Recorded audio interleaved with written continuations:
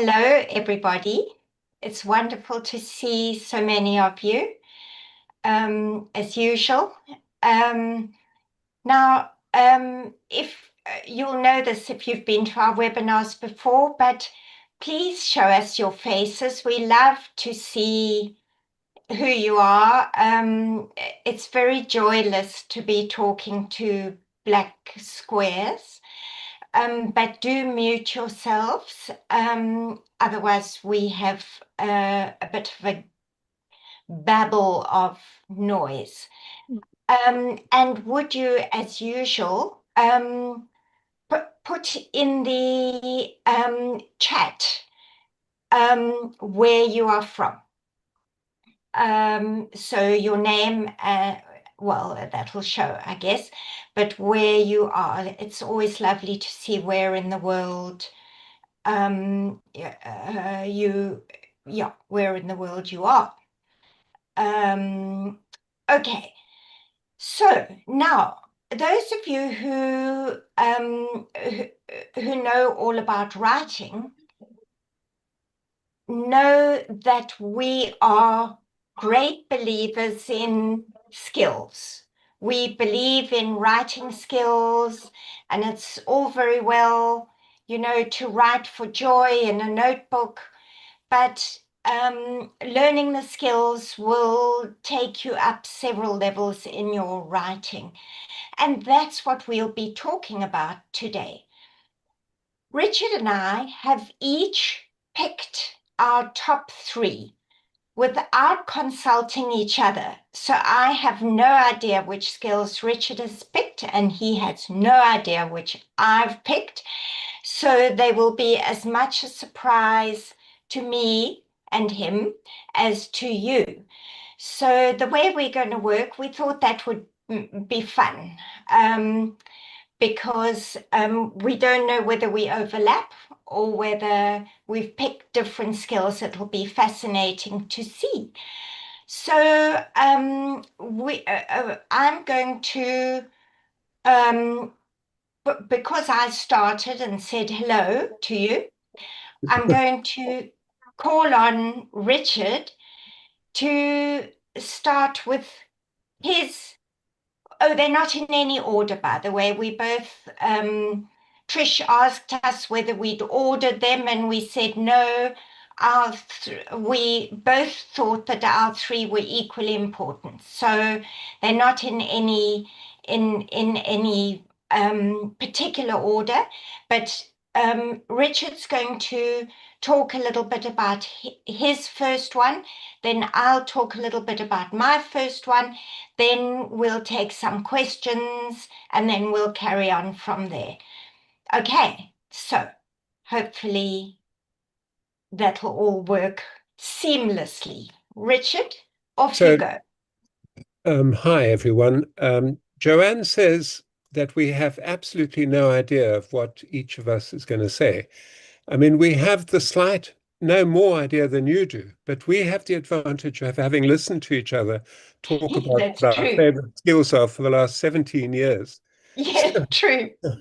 We each have a glimmering of an idea. Right. So, as she said, in no particular order of priority, I think that the ability to write a good scene has to rank very high. If the skill of mastering a scene, if you've acquired that, you've acquired everything you need to write a story of whatever length. So I could end by saying, make sure you write a good scene, right? But I'm not going to do that because I have pity and compassion. I'm going to tell you what I do when I'm planning a scene. So, number one, I start off by working out what the dramatic imperative of the scene is, how this scene takes the story forward.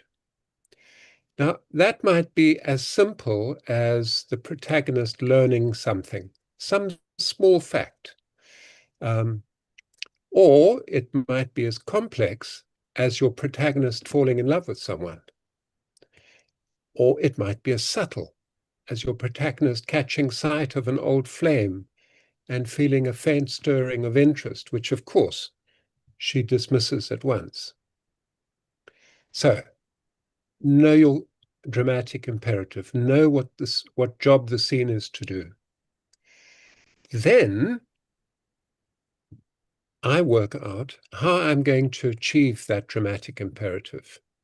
If it's just a small fact, like he learns where Mr. Black was on the night of the murder, then I have a wide range of choices. I can have him have a brief conversation with someone who knows where Mr. Black was on the night of the murder. He can ask this person, and that person can tell him. But that's a pretty flavorless scene.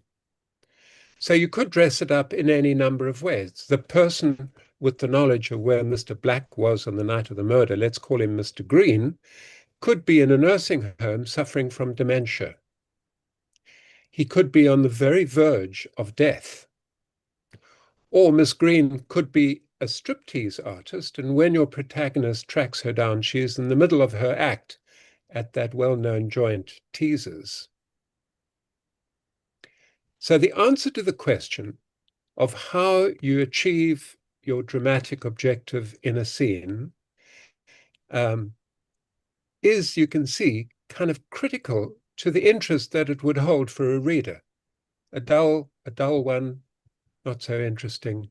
Something more flamboyant, something more interesting, much more compelling. If I have a choice between a drab scene or an electric scene, I would prefer to go with the electric every time. 3, I have to work out what other people are present and decide what sort of role they might play in my scene. 4, I have to work out where the scene begins and where it ends. Both of these are critical choices. Starting too early means delaying the onset of the dramatic action. Ending too late means losing momentum and staggering off into the wings, right? I also have to decide to end the scene with some sort of button, maybe a cliffhanger, or at least an emotionally satisfying click. And 5, I have to consider what pace to develop in the scene. If the previous scene was a helter-skelter action sequence, then perhaps this one needs to be more contemplative, a cup of tea with a scone. And if you want examples of scenes that really are finely crafted and finely shaped, there's no better writer to look at than Elmore Leonard. That's all I have to say about scenes, Josie. What was your first subject? Okay, well, I'm sure you guessed. My first one is developing character. And I wanted to say that the single most important thing about character is this: readers don't care about events, they care about people. So if you tell people a man lost everything in a fire, they'll just move along. They'll say, oh, shame. But if you present them with a man who every morning makes his wife tea before she wakes, who keeps a photo of a dog in his wallet, of his dog, obviously, in his wallet, and who can't throw away a broken thing, then put that man in the fire, suddenly we'll be devastated because we now care about that person. The events are the same, but the character is everything. The reason that so many first drafts fail at the level of character is that writers begin writing before they actually know their characters. They describe them, and often people think they're developing character because they make little lists and they describe certain traits and qualities, but they don't yet inhabit them. And that's a crucial difference. You need to know everything about your character, their history, their private fears, their contradictions, all of the stuff that will never appear on in your writing, in your book, because that all happened before your story began. But it's crucial for you to inhabit and understand your character, their motivations, all of that. So, yeah, that knowledge makes your writing feel real, even if it remains invisible, and it probably most of it will remain invisible. And as an example, I immediately thought of Elena Ferrante and her Neapolitan characters, particularly the friendship between Elena and Leela, because in those books, we understand bone deep why each of them does what they do, including the things that they can't quite explain to themselves. Ferranti knew these women from the inside out before she wrote a word of her story. And of course, there's something else. Her characters are complex. They don't always do good things. They have flaws, but they have flaws that we recognize and can understand because we might have similar flaws. It makes them human. So if you give your readers something to hold on to, they'll follow that person almost anywhere. Okay, so that is my first one. All right, so now if anybody has questions about those two, pop them in the chat box.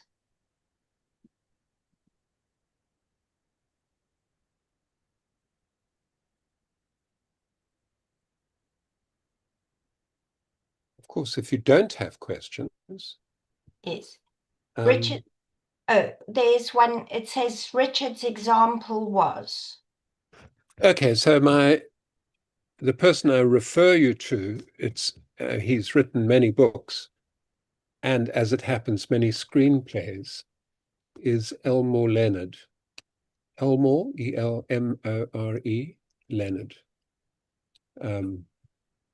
You might have seen a movie that was quite popular called Get Shorty.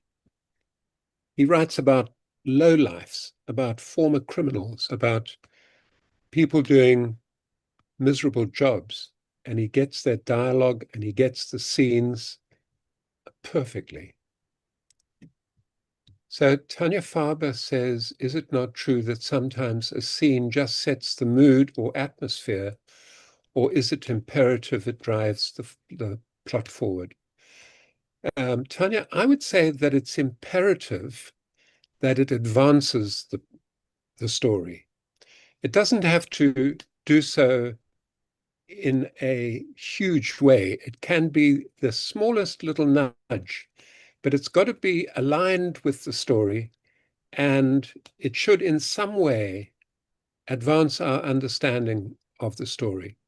Of I course, mean, scenes have another job to do, and that is to tell us about characters. that's what I was going to say. Quite So, often, quite yeah. often, um, quite often scenes remind us about features and characteristics of the character that we already know. It's not that we can learn something new about the characters in each and every scene, but a more and more solid picture of the characters will emerge with every scene. And of course, sometimes just knowing more about your character in an oblique way carries the story forward, even if there isn't a big plot point in that particular scene. Okay, I see there's a question here. It says the modern trend is to start with the action, but I feel then you don't get a chance to make them care. You know, uh, you don't want to explain your characters. You want to show them in action. That action, and starting with the action doesn't mean they have to be skiing over the Alps shooting at bad guys. It could just be that they're doing something at home or doing something with their partner. But action does allow us to show more about the characters. So if you know your character inside out, if you have embodied your character successfully, you will be able to show how they carry out the action that you have them doing at the beginning. And that will hopefully allow us to understand the character each scene as they do different things, and they hopefully there's always a bit of action. Then we will seeing them in action will allow us to understand different aspects of our character as the book progresses. And that's one of the ways that you have to show your character rather than tell. So actually, don't shy away from action. It can help you to show us more about and care about your character. Okay. No, well, I mean, Jay Kirby says that she was referring to romance and starting with the meet cute, where the two central characters meet each other, instead of first a chapter for each character, which shows their action, which shows their character. Um, I think that there are some love stories. I think love, a man and a woman, where the meet cute happened in the last frame of the movie. So there are any number of variables and or at least variations that you can use. You can have the characters. If we learn about the characters, for instance, did you see 500 Days of Summer? Um, in that, the ultimate, I mean, it's a little bit like a man and a woman. The ultimate um, meet cute happens towards the end of the movie, and most of the movie demonstrates the characters and convinces us that they would be, or at least that he would be, a perfect mate for somebody, but not for the woman he happens to be with. So I think there are variations, more more variations than you can imagine. Yeah. Okay, here's one. What about the character who surprises you even though you've got to know them? And don't you get to know your character more as the story unfolds? Well, your character, you do get ideas. Uh, in other words, your character can surprise you, and hopefully that can be incorporated into the way you have developed and embodied your character will develop because of the situations you place them in through the course of the story. So they will develop and change as the story progresses. If you start by knowing quite little about your character and get to know them as you are writing, you're going to have a big job to do in your second draft.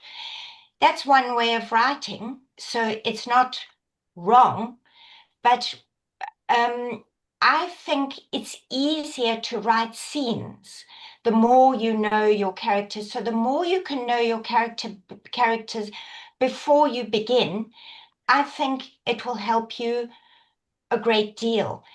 If you sort of get to know your character through writing, then that is a first draft that is going to have to be thoroughly rewritten in a big way, because then your character will start to have body and complexity only in the second half of the book, and you're going to have to go back and create that for your character in the first half of the book in your second and possibly third draft, I would say. Okay, well, now we mustn't go on too long, Richard. Yes, so So, I just wanted to say to Usanda that world building will come up, I think, in one of our later sort of mini talks. So if you can hang on to your hat for the moment, um, we'll get there. I have no doubt. Okay. Okay, Josie, you start now with the second one. All right. And I Don't think do you? Do you? that because you have known me for so long and embodied me as a character, you will know that my second one is point of view, one of my favorite subjects. You know, point of view is one of those technical decisions that sounds dry until you realize that it changes everything. Choose a different point of view and you're writing a different book. It's that fundamental. It's fundamental to the book you are writing. At that most basic level, of course, is the grammatical first, second, third person, I, he, she, you. But the real power of literary point of view lies much deeper than that. If you think about what it actually controls, it controls closeness. It determines how near you allow the reader to get to the inner life of your characters and whose inner life they're allowed to enter at all. And I was thinking of Donna Tartt's The Secret History, which is narrated in the first person by the main character, who is reconstructing events that he was partly responsible for. And from the very first page, if you can remember that, we know that a murder occurred. And we're right inside his guilt-ridden consciousness throughout the book. So the effect is kind of claustrophobic, intimate, and morally uncomfortable, which is, I think, exactly what she intended. Had she chosen an omniscient third person narrator, surveying all the characters equally, we'd have had a very different novel, cooler, more distant, probably less disturbing in a way. I like also to say, think about a coming of age. I mean, even if you choose to write it in the first person, if you write in the first person in the voice and with the sensibility of the child, it'll be infused in the inevitable naivety and probably nostalgia of a child's view. We'll experience the events at the same rate that they do. But if, on the other hand, you choose still in the first person, but to narrate that coming of age from the perspective of the adult that that child becomes, it could be infused with a bitterness. It could be devoid of all that softness and nostalgia that the child would bring. We will have a different sense of events. We'll be seeing them through a prism of adult understanding and interpretation instead of with the child's view and the shocks that the child experiences along the way. Now think about what restricting point of view does for your suspense. When your narrator is limited in what they know, which is most narrators, you automatically limit what your reader can know. And in that gap is where tension lives. I don't know if any of you have read those wonderful Tana French's Dublin Murder Squad novels. The investigating detective always narrates, which means that the reader is locked into the same blind spots, the same wrong assumptions, the same emotional investments as the narrator. So when the detective is mistaken, so are we. And it makes the revelations hit much harder than they would from any wider vantage point. And the last thing I'll say about point of view is there's the question of the omniscient narrator, which many new writers reach for because it seems easier. You can go anywhere, you can know anything. But omniscience is actually the hardest point of view to use well because it requires a powerful, authoritative narrative voice, and because the temptation to explain becomes, because you can, becomes almost irresistible. And the moment you're explaining things to the reader that your characters would simply live, you've lost the intimacy that fiction depends on. So I would say, think hard about whose eyes your story is being seen through and what they cannot see, because the limits you set are often your greatest asset. Okay, Richard, Okay, over to you. good. So there's so far absolutely no overlap. I want to I want to start my second thought by saying this is really an effect that I think we all want to achieve rather than a craft skill in itself. And the effect is immersion. We want our readers to immerse themselves in the action of the story, to feel that they are, as Josie been saying, um, as if they are witnessing, if they are as if they are feeling what the protagonist feels, Mm-mm. smelling what the protagonist smells, and so on. So the question is, how do you achieve that level of um, immersion? Um, so I thought, let me just do a little list. It's a list that's only 3 long, so hardly a list. Um, To begin with, and this is one of Josie's favorite topics too, so I'm surprised you haven't mentioned it yet, Josie, is the details that you include in your story. The details that would form part of the world building, Usanda, um, have to be believable, accurate, honest details. So even when they are completely made up, they must feel as if they are the real details of this world. Um, they make you believe against all the evidence, because you know that you're reading a book and that the book is a fictional story and that the characters have all been made up by the writer. You know all of that, and yet the world is sufficiently um, articulated, sufficiently drawn to make you believe that it's real. Um, of course, the detail has to be earned.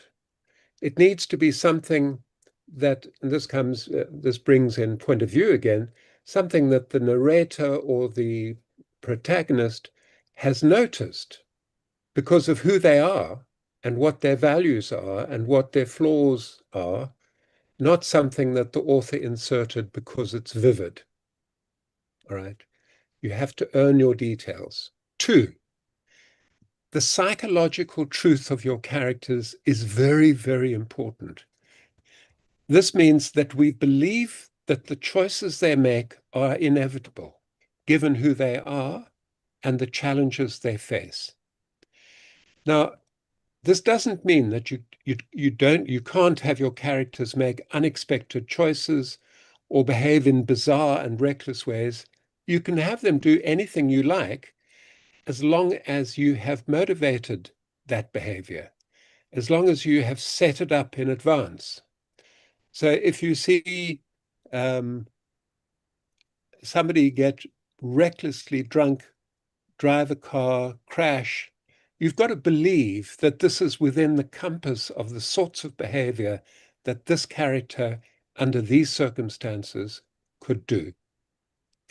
Um, your characters cannot be perfect. They can't be infallible. They can't be too wise. Jack Reacher, in my view, is too good to believe. Lee Childs himself, the writer of the Reacher novels, is on record as Mm. saying that he finds it difficult to invent antagonists that are Jack's equal because he's made Jack into this kind of Superman. So the best heroes are flawed and fallible You can think of Frodo and Bilbo. You can think of Thomas Cromwell, Elizabeth Bennet, Sherlock Holmes.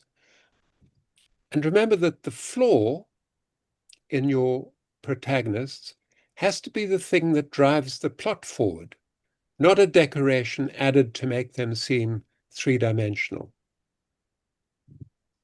Thomas Cromwell's fatal flaw, for instance, is that he believes that power can be managed by intelligence. And then over the course of those three novels by Mantell, we watch him being proved wrong and ultimately having his head taken from his shoulders. All right. Thirdly, I'd say that a critical element that I'd urge every writer to bear in mind um, is, in order to increase your reader's sense of being immersed in the story, um, the stakes have to be stakes that the reader can feel.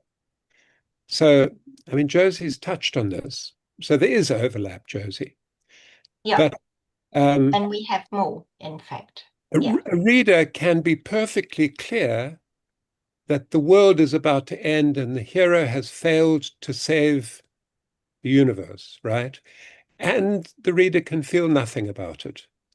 Because, as Josie said, if it's only an event, who gives a damn? Um, but if we can alternatively be gripped by a story in which a man is trying to clear his name before his friends lose faith in him, because the emotional stakes, reputation, relationship, self-respect, are clear and relatable. Now, the best plots give you both. There's the plot stakes, and there's the internal psychological stakes. But if you get them both right, you will have your readers swimming in your story, completely immersed by it. Okay. I see we already have a couple of questions, but feel free to put a couple more. Frankie says, I'm trying to write a humorous scene involving an embarrassing moment between two characters. The event is the priority that pulls the scene along rather than the character. How do I change this? But Frankie, it doesn't mean that you don't have events. But the point is, the event impinges on the characters. It makes the event is what makes it embarrassing for the characters. The character is important. The character's embarrassment at at that event is what's important. That's what will make us go, oh, cringe, not the event itself. So you're not avoiding the event, but you are focusing on your characters and how these events affect and impinge on them, their lives, their emotions, that kind of thing. Susan says, I believe in realism and details, but what if your genre is fantasy, for example? And the answer to this is maybe a curious one, but actually, the more fantastic the fantasy is, the more important it is to get the small details honest, accurate, and what's the third one? Believable. Yeah.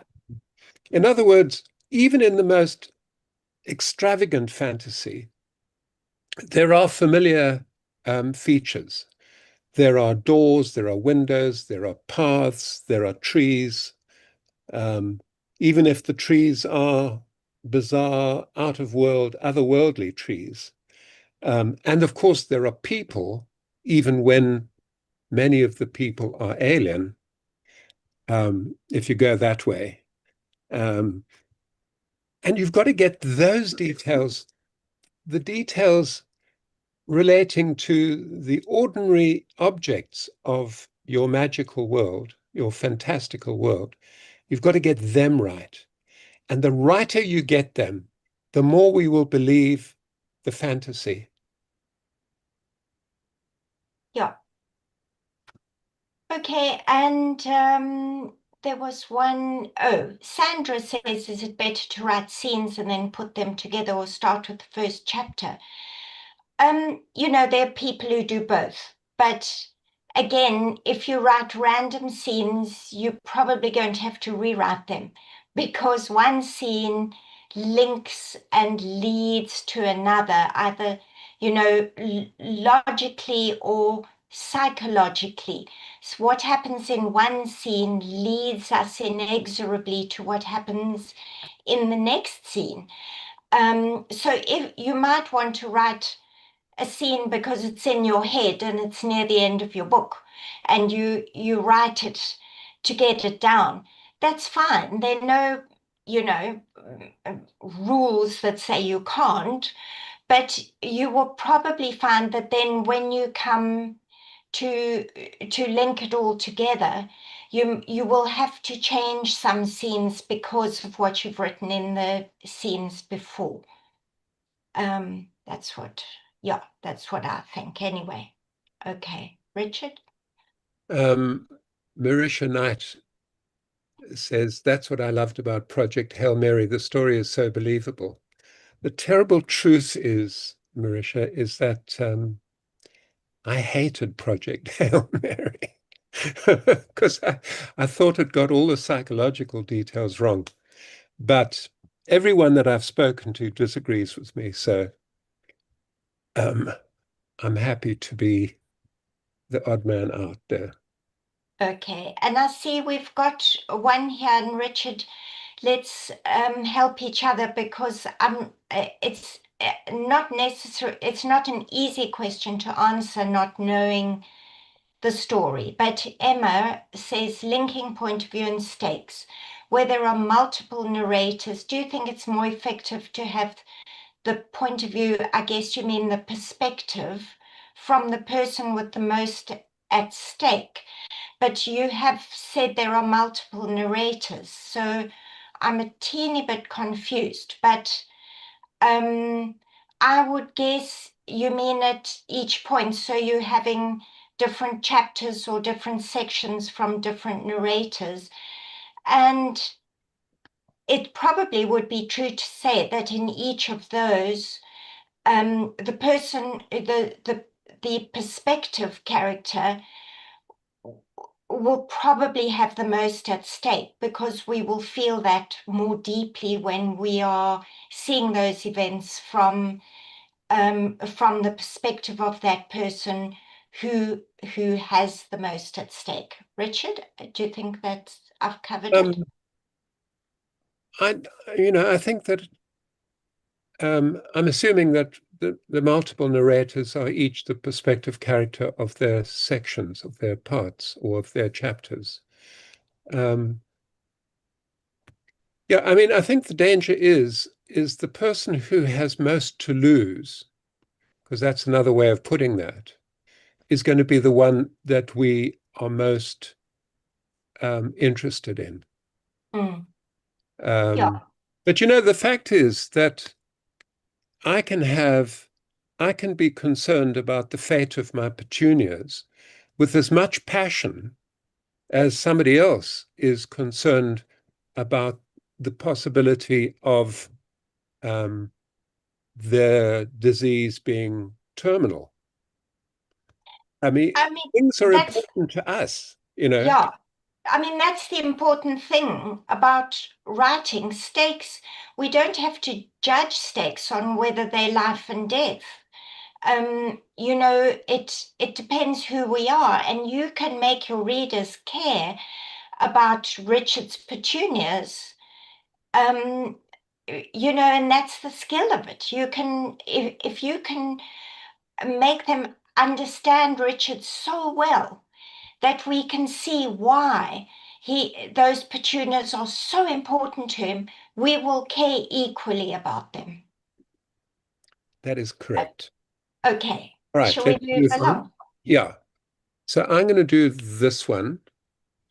My third, I mean, priority. Is it a priority? Is it something that I'm inordinately interested in getting right because I think it's so important? Um, and I'm talking about dialogue in this instance. I've spent much of my life writing film and television scripts, and many experts, the film writing gurus, will tell you that these visual media rely on the visuals to carry the story, and that dialogue is secondary. And that might well be true, but at the same time, if you get the dialogue wrong, you're going to kill your movie or your television show because people won't believe it at all. So it might be a smaller component of film than it is of, say, many novels. Some novels have virtually no dialogue, of course. Um, so I have come to think that writing economical, realistic, and dramatic dialogue is absolutely essential if you want your story to sing. Okay.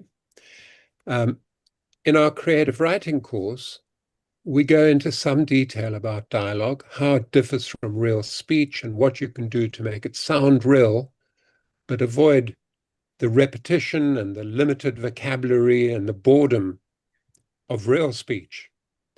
And you might not realize how boring it is until you transcribe it and read it on the page. It is terrible. For the most part, um, spoken speech is ghastly. um, so I'd like to focus on just 3 points that distinguish great dialogue from humdrum dialogue. So good dialogue, one, avoids stating the obvious. And, much of the meaning of communication between human beings is done between the lines of dialogue. Okay, subtext is more important than text. Some people say, some writers say, the subtext is the story, is where the story lives. And it's true, undeniably true, that gesture, the movement of hands, the shrug of a shoulder, all of these tell us as much and maybe a lot more than the words being uttered.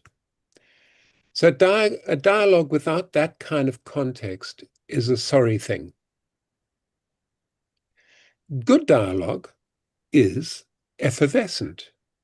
It bubbles, it surprises, it makes us laugh or smile. Next time you go to a restaurant, listen to the general level of sound in the restaurant, a crowded restaurant. Listen to, and you will become aware of the bursts of laughter coming from first this table and that table. And sometimes when the people at a particular table are laughing a great deal, you think it would be fun to be part of that group. We spend a great deal of our time trying to amuse each other. And then we forget to do that when we're writing dialogue for characters on the page. It's really worth not forgetting that. And then finally, good dialogue, unlike spoken speech, is economical. So long speeches can be stodgy and lackluster. Although I'd never make this a rule, I'd say that if a thought cannot be expressed in a couple of sentences, perhaps it shouldn't be expressed at all. Of course, you can have a speech that is a long speech, i.e., 100 words, 200 words, that is extremely well written, extremely economically written as well. But almost always you can add energy to the dialogue by splitting it between people. But if you've got two people or more in a scene, then they can take up slightly different positions on a given topic. Whether or not Uncle Fred is an alcoholic, whether or not Cousin Jane was pregnant when she got married, whether or not AI is going to conquer the world. Doesn't matter what the subject is. You can always find two different takes on the same subject, split the subject between them, and you can have a kind of dynamic scene rather than a single person speaking stodgily. And again, I think if you want to see great dialogue being written or having been written, you can do no better than going back to Elmore Leonard. He really is the king of dialogue. That's me, Josie. Okay, well, here is where our overlap came. Okay. You can guess. Um, but I think Richard touched on it as one of the aspects of his immersion, and I think I will uh, just add to that. So specific detail is mine, and um, yes, it's part of creating immersion. And so that's the first thing I wanted to say, that specific detail doesn't just describe a world, it creates a world. In other words, it immerses us in a time and a place. But it does something else. It reveals character. What a person notices tells us who that person is. So it works both ways. It reveals characters. If your perspective character notices the soup stains on her date's shirt, that will tell us a little bit about her date, but it will also tell us more about about her, the person who observes, because what we observe says a great deal about who we are, our values, what we find important, what we're likely to notice in a place or another person. And you can do a lot with a little, with detail. So James Baldwin in Giovanni's Room describes a character's hands, but they're not just general hands, but they're the very particular working, damaged hands of a man who has lived physically in the world. And so in that way, you can sometimes find one detail that will allow us to know the whole person. And I'm also going to touch on Thomas Cromwell. And Hilary Mantel doesn't explain anything, but we know how formidable he is because she shows the way people behave around him and the way people's eyes slide away from his. And the detail is behavioral, but it does everything in terms of showing us character. Detail matters because in the end, plots are not that different from each other. There are stories of love and loss and betrayal and redemption that have been told 10,000 times. But what makes your version irreplaceable is the precise, observed, chosen detail that no one would have seen in quite that way, that will uh, uh, uh, allow us to be within a time and a place, and also allow us to see to experience, let's not just say see, experience your characters.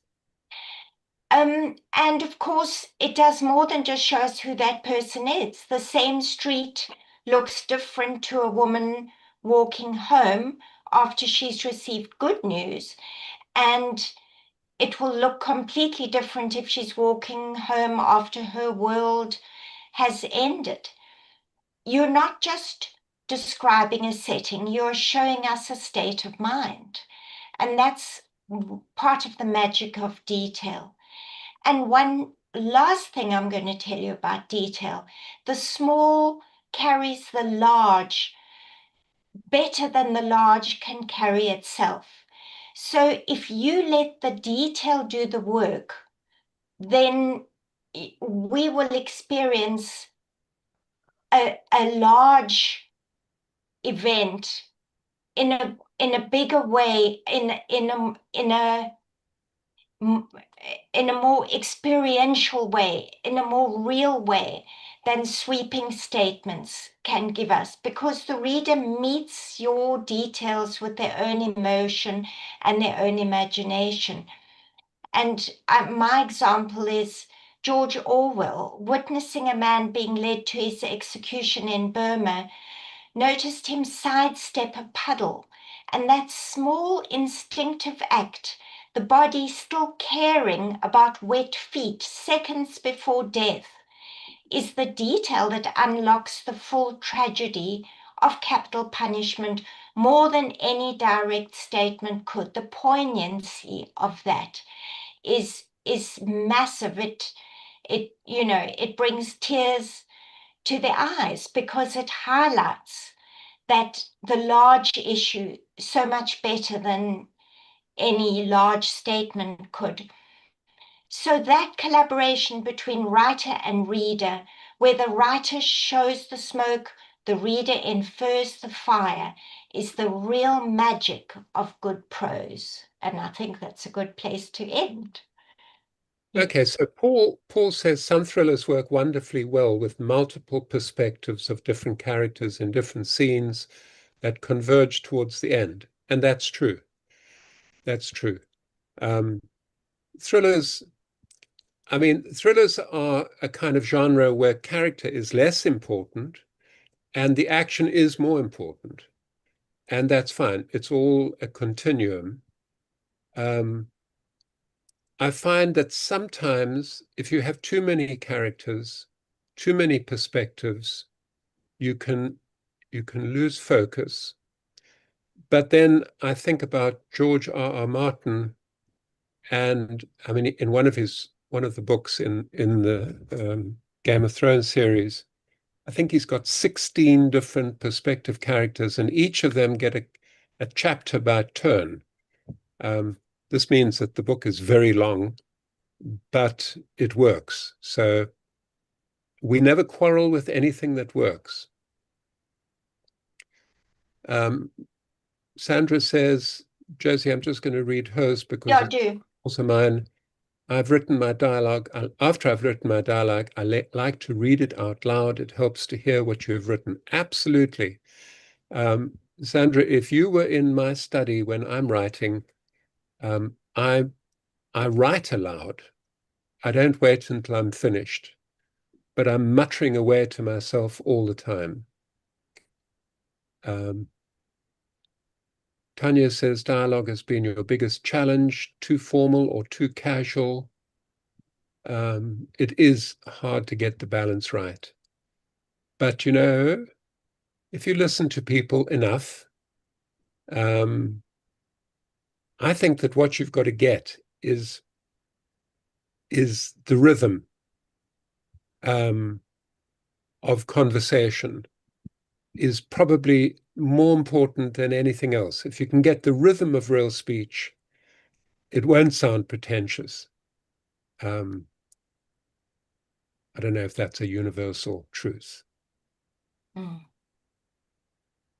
And then Mandy, it's not a question so much as she's drawing our attention to Filthy Rich Vampires, in which where a romance writing male vampire has a letter exchange with his female editor, and she's trying to persuade him to do something, and he is reluctant. And she says the banter reveals so much about the characters and is hilarious.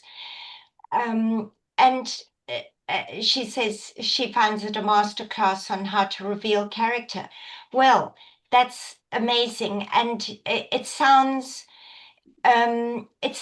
also like, I mean, that is a letter, but it sounds like what you can do with dialogue as well. And that is, it's energetic, it's witty, it's funny, it shows us more about the characters, and that will hold us and draw us forward, I mean, I think. it does that in an extraordinary way. It tells you about the character's background, about their um, educational level, about their social standing, and all of that can be achieved in one or two lines of dialogue. It is quite extraordinary. Josie and I tell the story in our course. I'm going to tell you a little bit about it in a second, um, where a famous children's book called Grandpa, Me and Grandpa, or something like that. Um, and each page consists of a single large illustration with two lines of dialogue underneath the illustration. Neither of the lines of dialogue is attributed to the grandchild or to the grandfather. You have to guess which is which. And our favorite page is one in which she says, um, I'd like to go to the beach and stay there forever. And he says, Can we, Grandpa? And he says, Yes, of course. We must just be back home in time for tea. And just a last, Richard, you can think about the which Elmore Leonard you would recommend while I talk about silences and gaps, ums, ers in dialogue. Any thoughts? When I started writing my first book, I listened to real speech and I thought I must fill my dialogue with ums and ahs and repetition because people talk to a certain place in their sentence and then they go back to the beginning and they start again, and in that way dialogue, I mean, no, real speech can be quite circular. So, and when I read it through after my first draft, I realized it was boring and awful and stodgy. And so if you put the odd gap or in, that's fine. But you are not going to do it to the extent that real speech does, or add that kind of circularity that real speech has. You might have people break off or interrupt themselves or others, but Hi.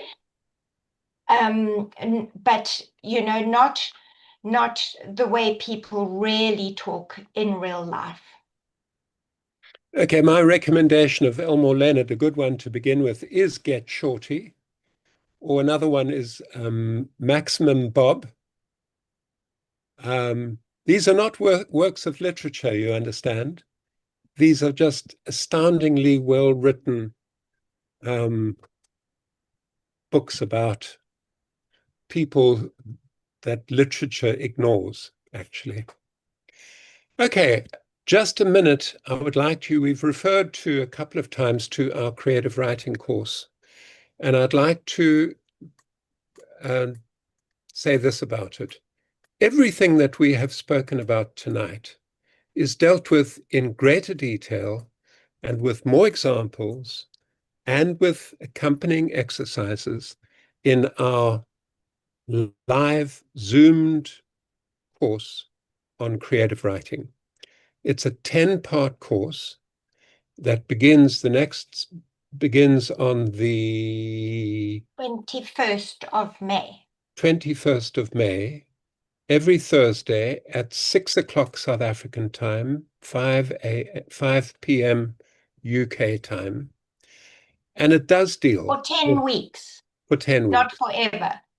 Um, no, it could go on forever, Yeah. uh, but we'll let you go after 10 weeks. We still have a couple of places available. We like to say that we have put everything into that course that we wish we knew when we were starting. And hopefully it gives you all the most important skills you need to, or just to remind yourself of if you are already a writer. Okay. So it is 1 minute to the top of the hour. That avoids telling you that I'm in England and the hour is different. Thank you very much for having come. I hope you enjoyed it.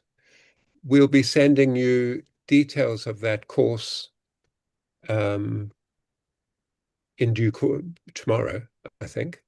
And Richard, somebody says the 10-week course could go on forever as long as we're home for tea. Yes, that's right.